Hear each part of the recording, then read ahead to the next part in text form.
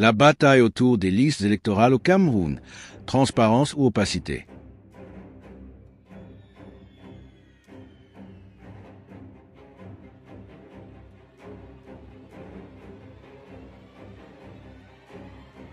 Une affaire qui secoue la politique camerounaise.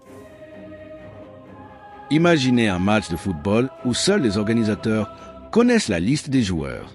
Vous, spectateurs, ne savez pas qui est sur le terrain, ni qui est remplaçant. Frustrant, non? Eh bien, c'est un peu ce qui se passe aujourd'hui dans la politique camerounaise. D'un côté, Maurice Kamto, leader du mouvement pour la renaissance du Cameroun MRC, exige la transparence des élections en demandant à Elekam, Élections Cameroun, de publier les listes électorales. De l'autre, Elekam refuse catégoriquement, entraînant une bataille judiciaire sans précédent.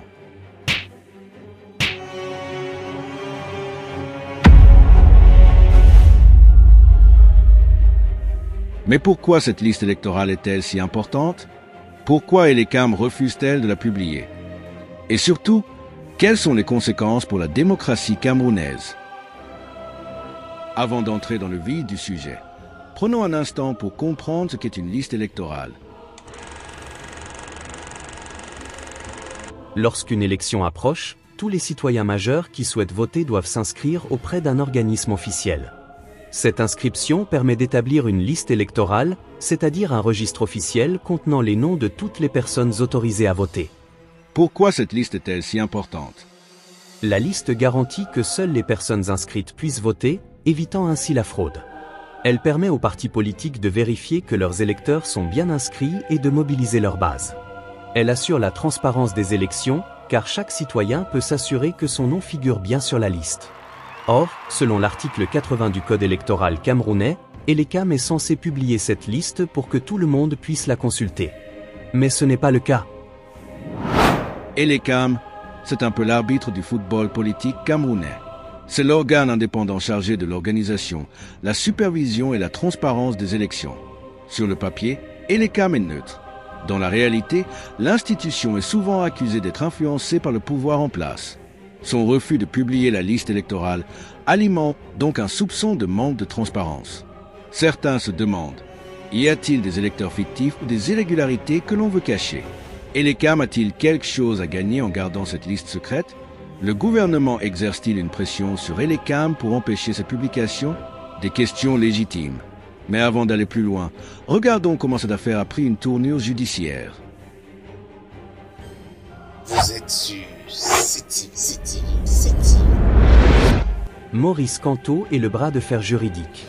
Maurice Kamto, leader du MRC, est un constitutionnaliste de renom. Il a enseigné le droit, a rédigé des textes juridiques et sait parfaitement utiliser la loi pour défendre ses idées. Face au refus d'Elekam, il a saisi la Cour constitutionnelle, demandant que cette dernière oblige Elekam à publier la liste électorale.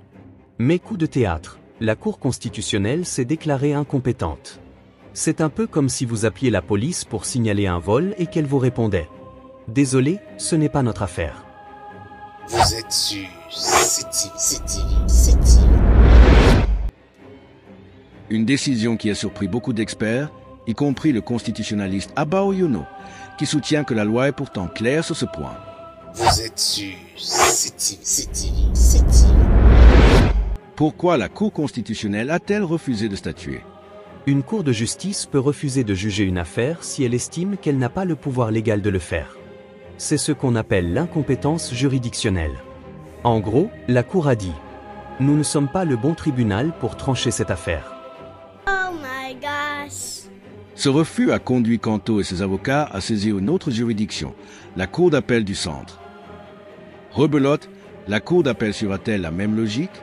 Lors des débats, le ministère public, qui représente l'État, a demandé à la Cour d'appel du Centre de se déclarer également incompétente. Elekam soutient cette position, ce qui veut dire que la justice camerounaise pourrait se retrouver dans une impasse. Un proverbe africain dit « Quand deux éléphants se battent, c'est l'herbe qui souffre ».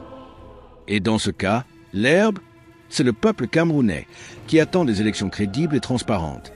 Pourquoi Elekam refuse-t-il de publier la liste électorale? Il y a plusieurs hypothèses. Lenteur administrative.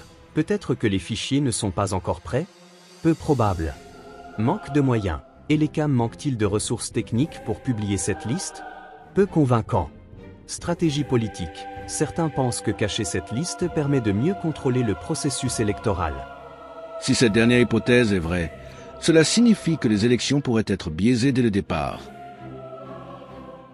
Dans une démocratie, la transparence électorale est essentielle. Si les règles ne sont pas respectées, la légitimité du processus électoral est mise en doute. Si Elecam maintient son refus, on pourrait assister à une défiance accrue envers les institutions, des tensions politiques plus fortes, un risque de contestation des résultats électoraux, et dans un pays où les tensions politiques sont déjà vives, ce genre de situation peut vite dégénérer. Vous êtes sur CTV.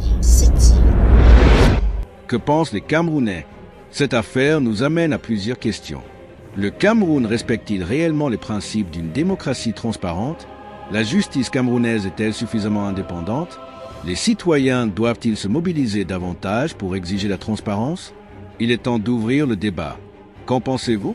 Laissez vos avis en commentaire et n'oubliez pas de vous abonner à CTV pour continuer à suivre les affaires politiques du Cameroun de manière claire et éducative.